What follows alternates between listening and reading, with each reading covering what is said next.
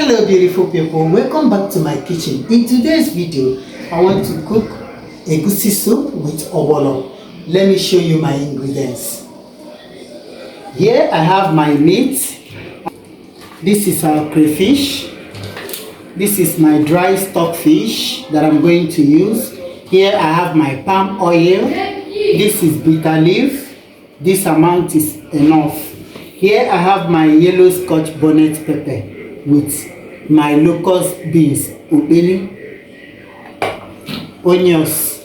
This is the main ingredients. Our egusi is already blended, and this is the ogbono. It's just a 1 week soup. This is all I'm going to use. Here is our seasonings. Thank you.